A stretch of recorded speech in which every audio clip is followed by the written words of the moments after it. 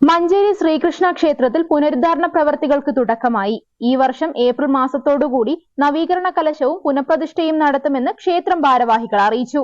ജലലഭ്യത നിങ്ങൾക്കൊരു പ്രശ്നമാണോ? ഗവൺമെന്റ് അംഗീകൃത ബോർവെൽ ഏജൻസിയായ മദീന ബോർവെൽസ് ഇനി നിങ്ങൾക്കൊപ്പമുണ്ട്. മദീന ബോർവെൽസ്, പാണ്ടിക്കാട്, പെരിന്തൽമണ്ണ, കൊപ്പം.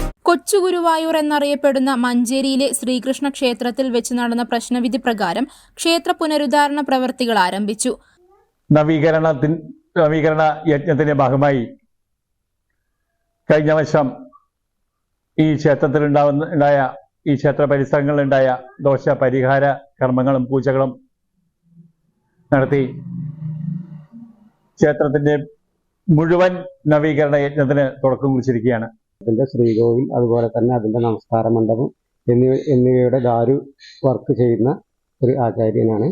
അപ്പോൾ അതിന്റെ ശ്രീകോവിൽ പണി ഏകദേശം പൂർത്തിയായി. 4 കോൽ 2 അങ്കുലം ചതുരം ഉത്തരപ്പുറം അളവ് വരുന്ന ശ്രീകോവിൽ, 27 കോൽ വാവടപ്പുറം ചുറ്റും വരുന്ന ശ്രീകോവിലിന്റെ പണി ഏകദേശം ചെമ്പടിക്കാതെ ബാക്കിയുള്ള വർക്കുകളെല്ലാം തീർന്നുകൊണ്ടിരിക്കുകയാണ്. അതുപോലെ തന്നെ അതിന്റെ നമസ്കാര മണ്ഡപം 2 കോൽ 10 അങ്കുലം ചതുരം, 5 കോൽ 2 അങ്കുലം ചതുരം വാവടപ്പുറം, 20 കോൽ 8 അങ്കുലം ചുറ്റി വരുന്ന നമസ്കാര മണ്ഡപം, അതിന് നവകണ്ഠം ചെന്നുകൊണ്ട് മുഴുവൻ തേക്ക് മരത്തിൽ മാത്രം ചെയ്തുകൊണ്ട് പൂർത്തീകരിക്കാൻ ഞങ്ങളുടെ കഴിവിന്റെ പരമാവധി വൃത്തിയോടും ഭംഗിയോടും കൂടി ചെയ്യാൻ സാധിച്ചിട്ടുണ്ട്. ശ്രീകോവിൽ, മുഖമണ്ഡപം, നാലമ്പലം എന്നിവ 2 ഘട്ടങ്ങളിലായി പുതുക്കിപ്പണിയാനും 3ാമത്തെ ഘട്ടമായി നവീകരണ കലശത്തോടുകൂടി പുനഃപ്രതിഷ്ഠ ചെയ്യാനും ജനറൽ ബോഡി യോഗം തീരുമാനിച്ചിട്ടുണ്ട്. ഇവിടെ വരുന്ന ഒരു ഭക്തൻ ആ ഭക്തൻ കണ്ണീരോടുകൂടി അദ്ദേഹത്തിന്റെ ആവശ്യങ്ങളും വിഷമങ്ങളും ഈ തൃപ്പടിക്ക് മുന്നിൽ നിന്ന് പറഞ്ഞുകൊണ്ട് വിഷമിച്ച് കരഞ്ഞു പോകുന്ന ആ ഭക്തൻ അധിക താമസം കൂടാതെ തന്നെ, അധിക ദിവസങ്ങളിൽ താമസിക്കാതെ തന്നെ ഇവിടെ വന്ന് ആനന്ദാശ്രുക്കൾ പൊഴിക്കുന്ന എത്രയോ അനുഭവങ്ങൾക്ക് ഞാൻ സാക്ഷിയായിട്ടുണ്ട്. ഈ അവസരത്തിൽ നമ്മുടെ ഈ ക്ഷേത്രത്തിന് പുനരുദ്ധാരണത്തിനും നവീകരണ കലശത്തിനും സമയം വന്നിരിക്കുകയാണ്.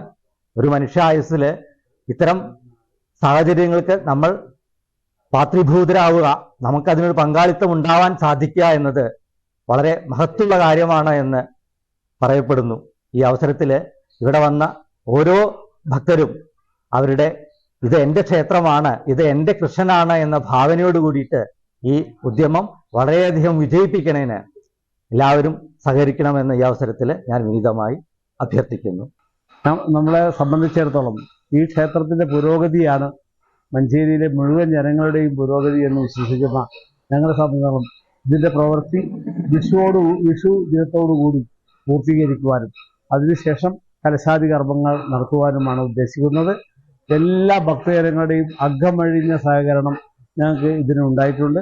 മേലിലും ഉണ്ടാകുമെന്നുള്ള പ്രതീക്ഷയോടെയാണ് ഞങ്ങൾ മുന്നോട്ട് പോകുന്നത്.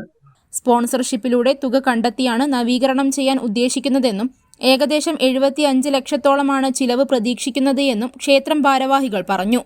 ഭക്തജനങ്ങൾ എല്ലാവരും കൂടി ചേർന്നിട്ട് സമർപ്പിക്കുന്ന സംഖ്യ കൊണ്ടാണ് നമ്മൾ ഈ പ്രവൃത്തികൾ മുഴുവൻ നടത്തുവാൻ ഉദ്ദേശിക്കുന്നത്.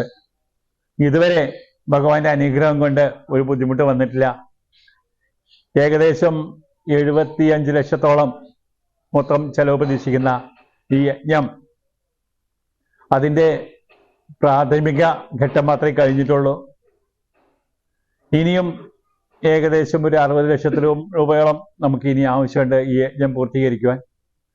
എല്ലാ ഭക്തജനങ്ങളുടെയും അകമഴിഞ്ഞ സാന്നിധ്യ സഹായ സഹകരണങ്ങൾ ഒന്നുകൊണ്ട് മാത്രമേ നമുക്കത് പൂർത്തീകരിക്കാൻ പറ്റുള്ളൂ.